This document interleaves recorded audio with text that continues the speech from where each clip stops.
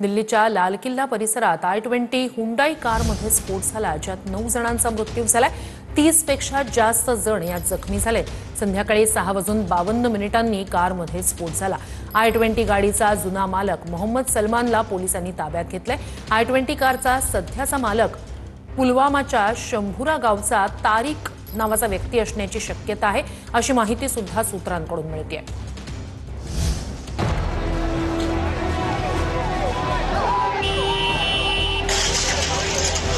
दिल्लीत लाल किल्ल्याजवळ सुभाष मार्ग ट्रॅफिक सिग्नल जवळ स्फोट.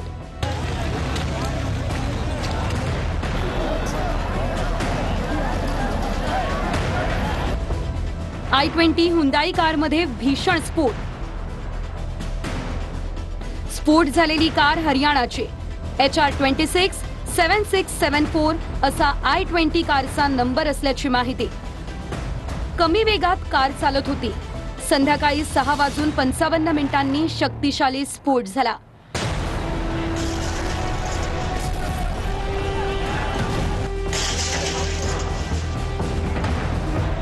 स्फोट एवढा भीषण होता की कारमध्ये आगडोंब उसळला.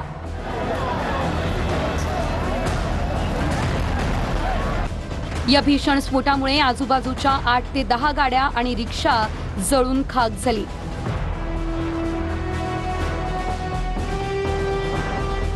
लोकनायक जयप्रकाश हॉस्पिटलमध्ये जखमींवर उपचार सुरू आहे. अमित शहांकडून विचारपूस करण्यात आली आहे.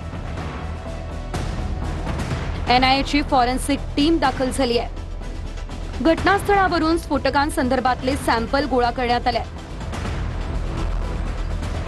दिल्लीसह पंजाब, हरियाणामध्ये देखील हाय अलर्ट जारी करण्यात आलाय.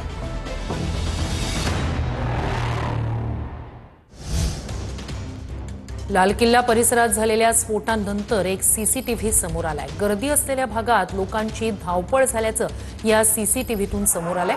स्फोटाचा आवाज झाला त्यानंतर लोकांमध्ये मोठा गोंधळ उडाल्याचं या CCTV दृश्यांमध्ये दिसतंय.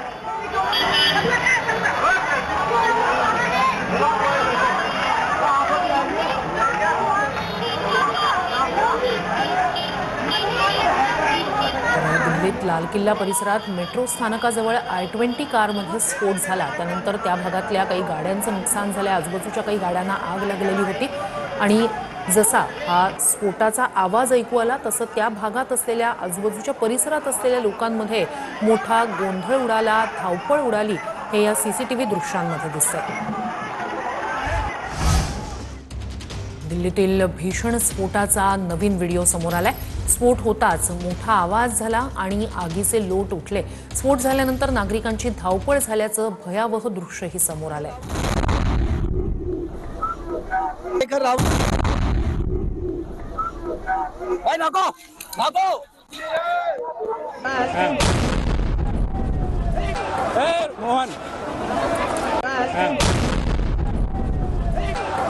मोहन ये हुआ है यहाँ पर.